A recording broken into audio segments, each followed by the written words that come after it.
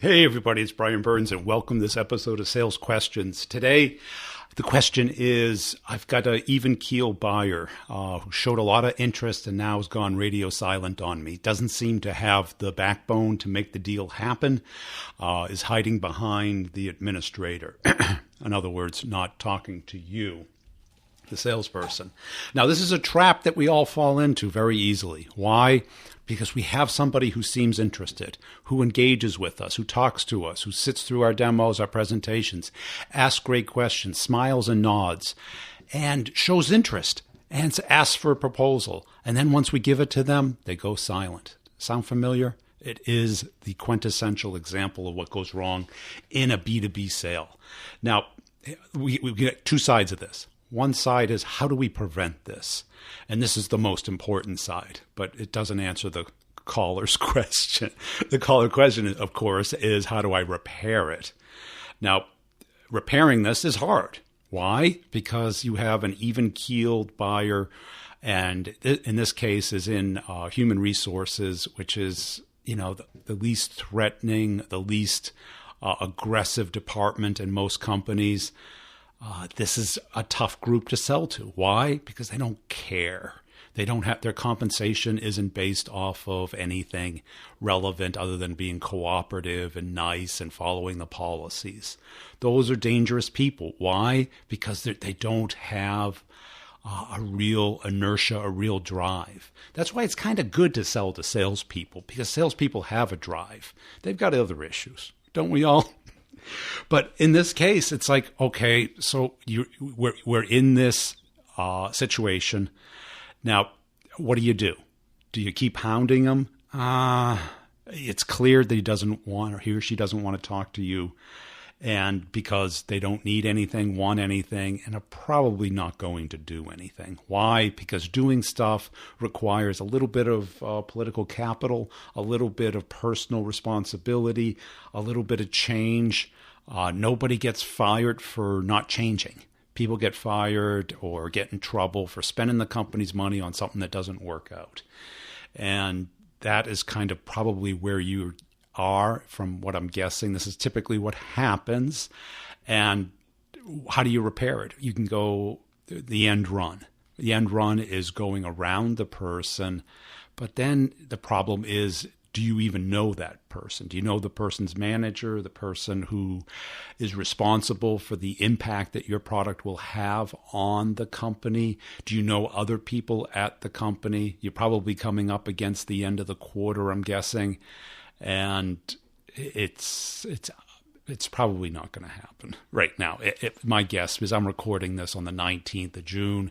You got the 29th, and it probably expires on the 29th. So what can you do? I don't think pressuring the person is going to work. I think you need somehow to communicate with other people at the company, some people who care. I think the lesson here is don't give proposals to people who aren't going to do anything with them. Why? Because everyone's playing business, and we call this no decision. The decision is no until it is yes.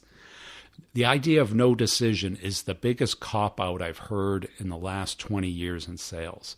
Why? Because we find comfort in justifying that we did our part, but they didn't do their part. It's not their job to buy. It's our job to sell. And this is hard.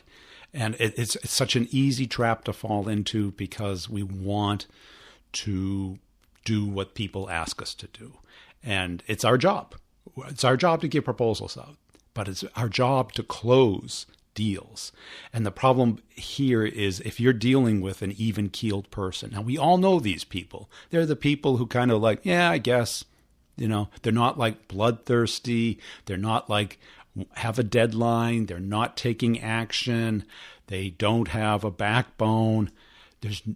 Working with them solely is dangerous. It's okay to work with them, but get around them fast. Do not give them proposals.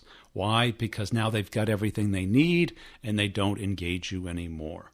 So this is probably maybe 3% likelihood that you can work around this. And they probably know your time frame. and they're probably going on vacation on July 4th. This is what I've been trying to warn people about with the summer, is that, okay, not only do we have the Q2 coming to an end, but all the people who have no backbone, the procurement people, the HR people, the finance people, the legal people, all the people on the administrative side of the business who only get punished if they do something wrong. They don't get rewarded for doing something right. This is why we have to work around these people and through these people and with these people, and not think that they're the real customer. We have to get somebody within the company with a backbone, and it either has to either find them or be that person. Now, you can be that person, and I've done it. It's a lot of work, because you have to understand the whole org. You have to understand and talk to each person within it. And that's what you would do in this case, is start the conversation with other people there. And that might rattle the person's cage a little, but you don't have a deal now. You have something that is going to sit in that person's disk, an email, or cloud, wherever it is. And all those administrative people are looking at the calendar, and they see July 4th in 2 weeks, which is the biggest vacation week of the year here in the U.S. And a lot of them don't take 1 week, they take 2 weeks. And all of a sudden, our business that we thought was like going like a rocket ship just crawls, stalls, and looks like it dies. It's not dead. It just crawls. You talk about no decision. Wait till you have people gone for 2 weeks, because it's not just the 2 weeks. That week they come back. It's going to be Wednesday before their head comes up off the desk and they get through the 300 emails that they haven't read and all the BS that's gone on. So you've got to be conscious of this. This is a preventative part of the complex sale. Repairing it is really hard, because now if you don't have relationships with other people, because that's really the only choice we have. You got the stone wall from that person, which means you now have to get around that person. And if you don't have a relationship established with those people, you have to establish it. Now, can you do that in 2 weeks or a week and a half? Maybe, if enough justification has been done, if there's enough reason. Now, think about it. It's like, why change? Okay, maybe that hasn't even been convinced yet. Why you and your company versus all the other options, and why now? Now, if you don't even have why change, the other two, why you and why now, aren't even in the picture yet. So I hope this answers the question. The key is prevention, because this is the natural event happening. Because let's face it, most of the people that we're going to be dealing with do not have the juice to get a deal done. They don't have the political capital. They don't have enough personal win. They don't have the knowledge of how to get the transaction done. They don't know who to talk to. They may be not in great standing within the company. We don't know all this stuff. This is kind of part of the qualification.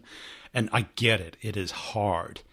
But what happens is we naturally slide into the easiest route possible. We hear what we want to hear. We see what we want to see. And then we get disappointed when it doesn't come true.